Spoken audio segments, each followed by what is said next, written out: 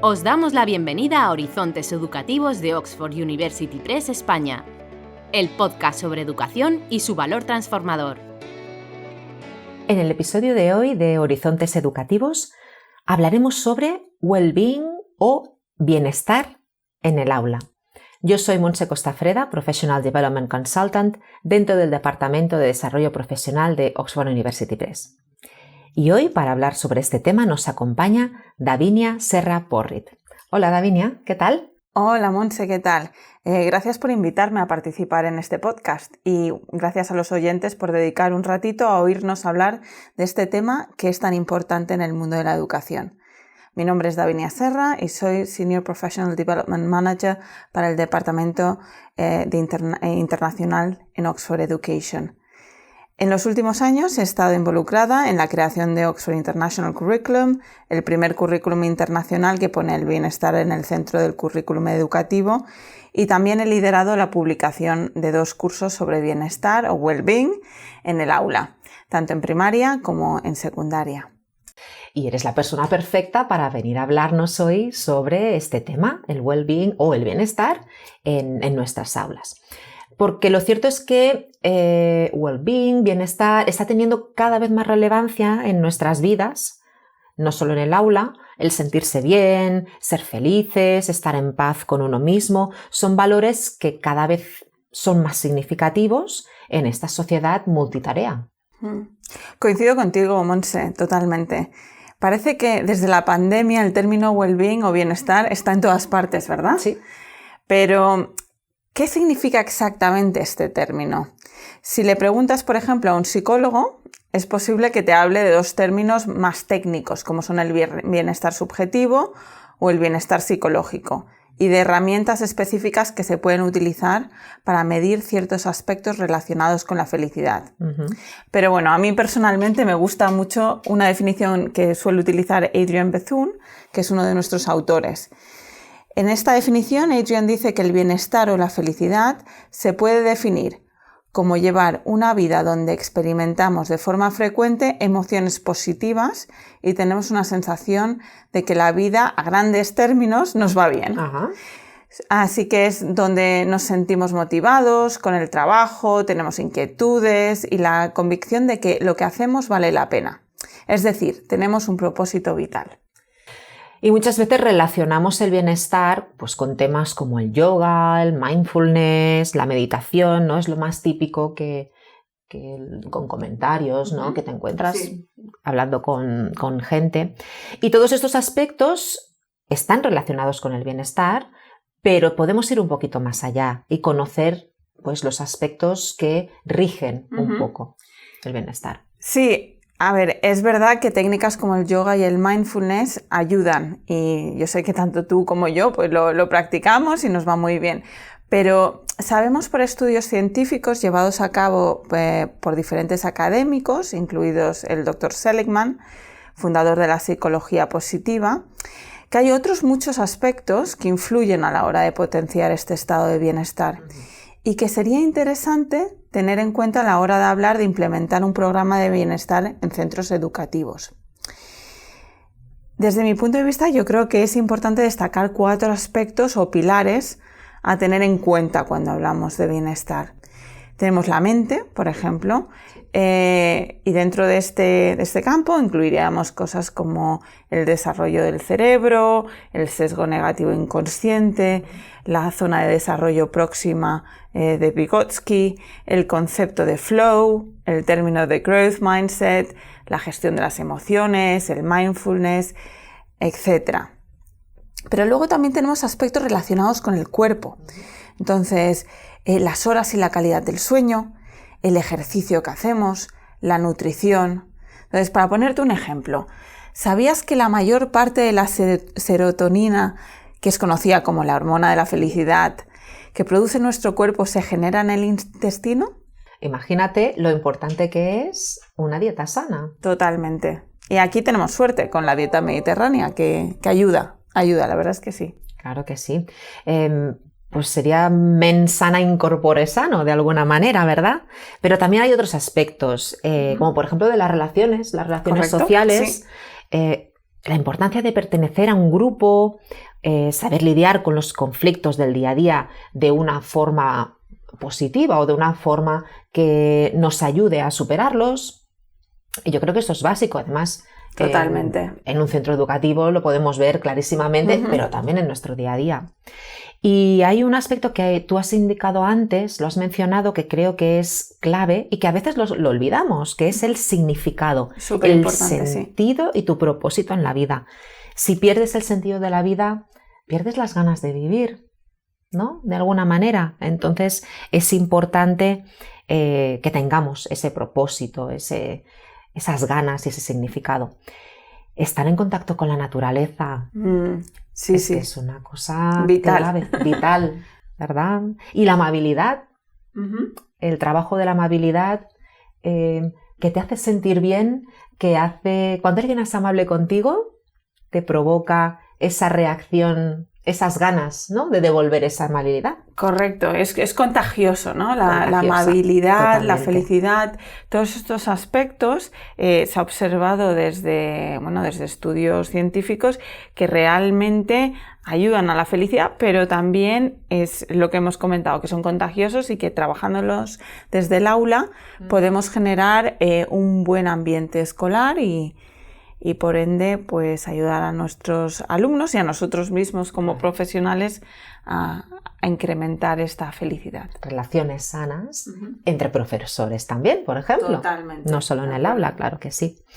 Todo lo que hemos mencionado hasta ahora, pues el cuidado de la mente, el cuerpo, las relaciones, el propósito de vida, tiene unos beneficios, como estábamos hablando, a nivel muy personal, que son importantes destacar, porque acabamos de comentar la relación entre profesorado. Hay veces que como seres humanos pues el conflicto aparece y en el día a día y en ese movimiento y el no parar, esa multitarea, a veces nos olvidamos de que tenemos maneras sencillas de que esos conflictos se puedan superar y ese bienestar nos ayuda, sentirnos bien nos ayuda a superar esos conflictos también. Totalmente. Y obviamente también hay técnicas que ayudan a gestionar el conflicto porque, como ya sabemos y como has dicho tú, el conflicto aparece, eso podemos estar seguros, ¿no?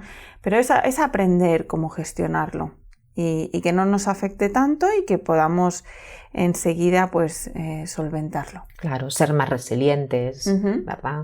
Y incluso luego más productivos. ¿Por qué no? Claro, porque la felicidad, como hemos dicho antes, tiene un efecto muy evidente en la capacidad académica, en mejorar las notas de los estudiantes, en nuestra capacidad como profesores a ser mejores pues dando clases, organizando, planificando.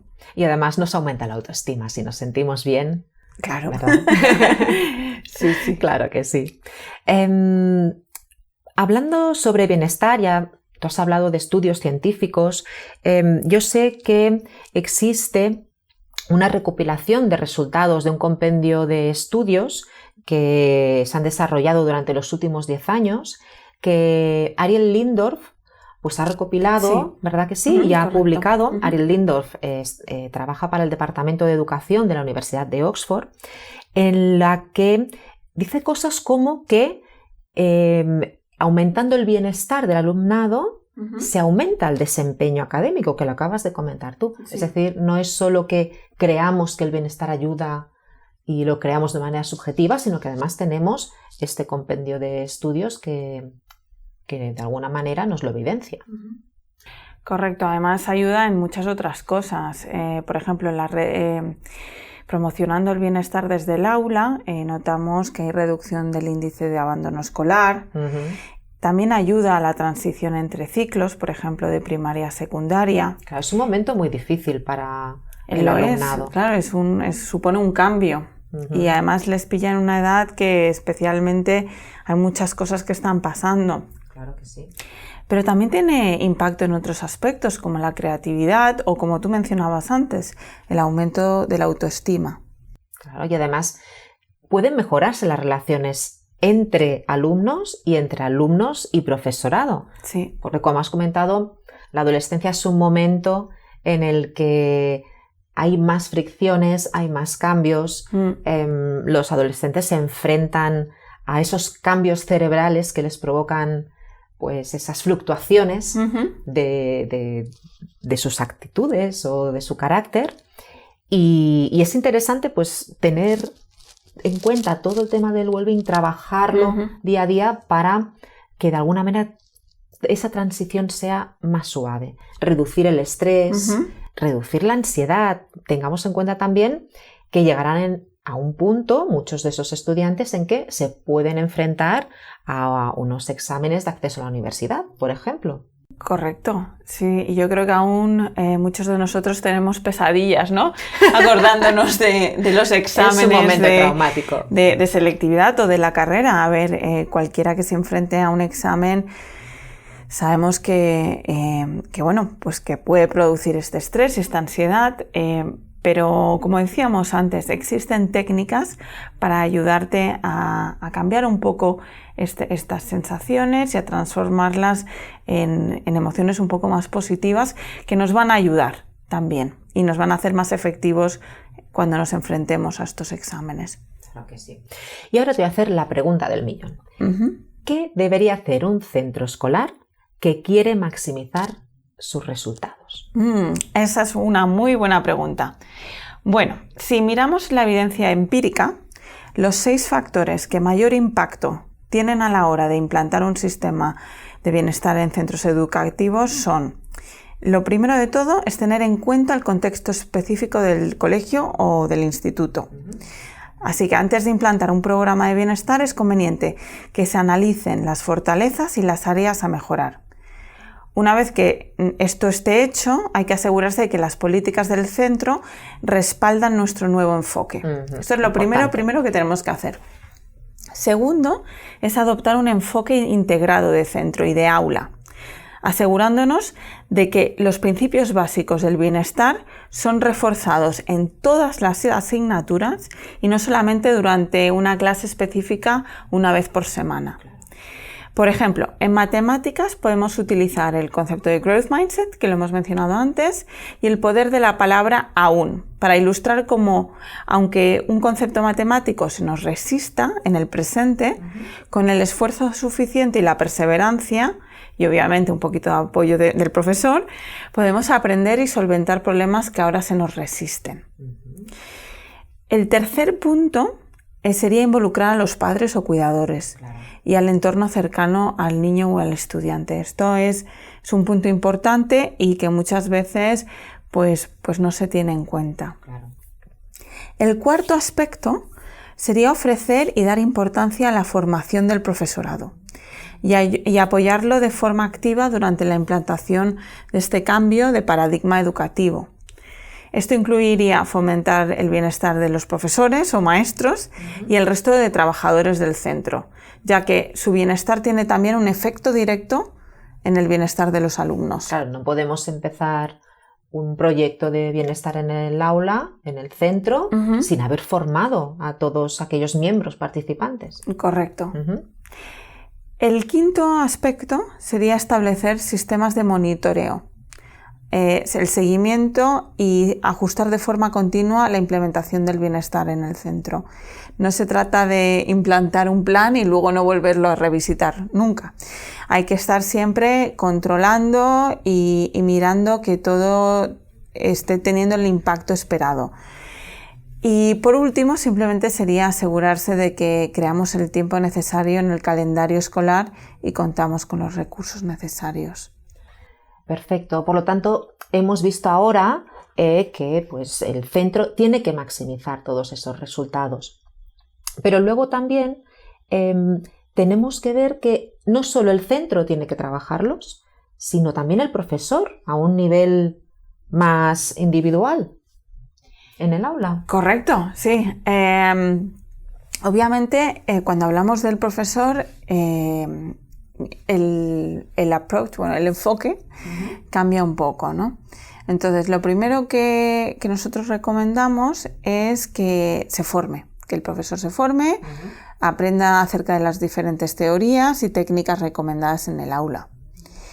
El segundo paso sería ponerlas en práctica en su propia vida.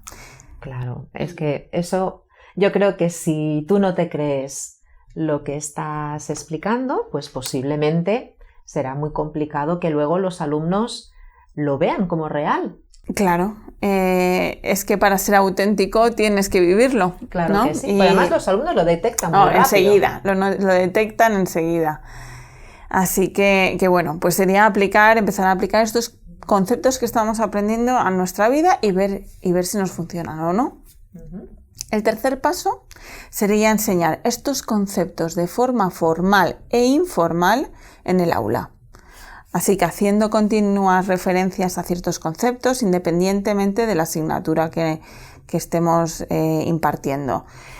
Así que, por ejemplo, lo que mencionábamos antes, podemos incluir aspectos de Growth Mindset en matemáticas y de nutrición en ciencias.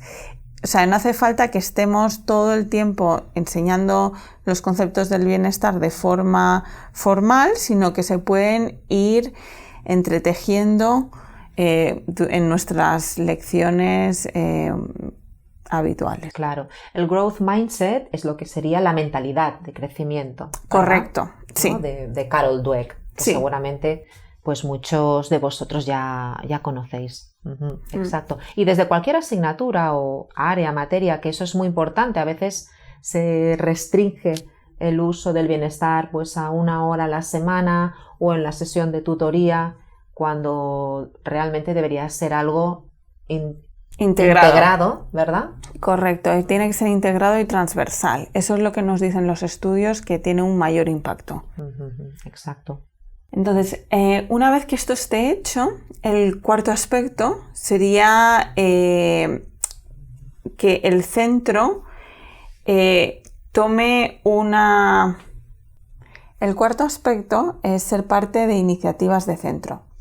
Organizar con otros profesores y otra clase de eventos y actividades que involucren a toda la comunidad educativa.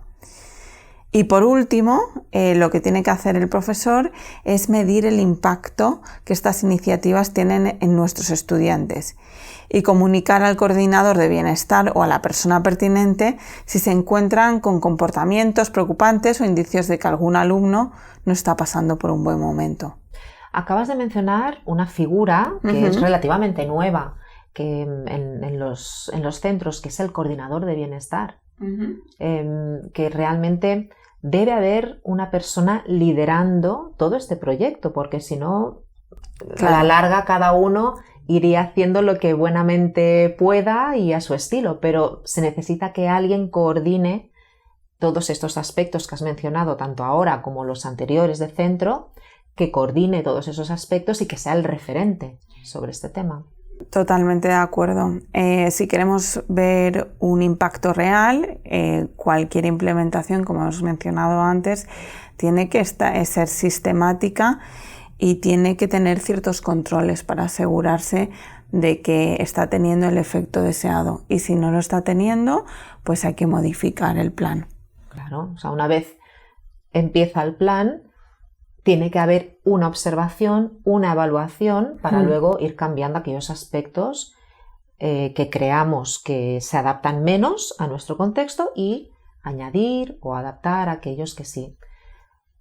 Perfecto. Bueno, yo creo que es todo muy coherente, es todo muy lógico y que aunque entiendo que es un trabajo importante que realizar en un centro, después de saber pues todos esos beneficios que están detrás de este trabajo, pues parece un aspecto que podría empezar a trabajarse en más centros educativos.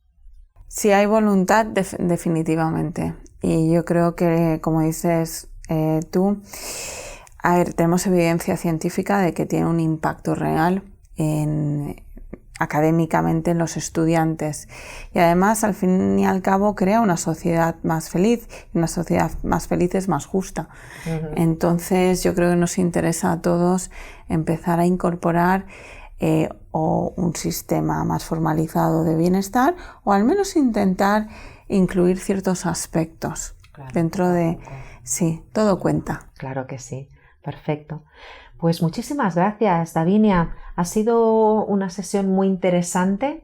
una perspectiva a nivel de centro que me ha gustado mucho comentar contigo, porque yo sé que muchos profesores y profesoras están intentando hacer esos cambios, añadir pues todo este trabajo sobre el bienestar en sus aulas, pero que muchas veces se sienten solos y poco acompañados al no ser un proyecto de centro. Y yo creo que el haber sistematizado de alguna manera con estos puntos que has compartido con nosotros les puede ayudar pues, a compartir con el resto de compañeros pues un primer proyecto. Y para aquellos que ya lo están implementando, pues nada, seguramente sería muy interesante hablar con ellos y empezar a ver esos resultados. Totalmente. Pues muchas gracias a ti, Montse, y a todos los educadores que nos han escuchado hoy. Espero que hayan encontrado esta información útil. Pues muchísimas gracias a ti, Davinia Serra, y también muchísimas gracias a todos los que nos habéis escuchado. Ha sido un placer volver a estar con vosotros en este episodio de Horizontes Educativos. Hasta la próxima. Gracias por escuchar Horizontes Educativos. No olvidéis seguirnos para estar al día con vuestro podcast sobre educación.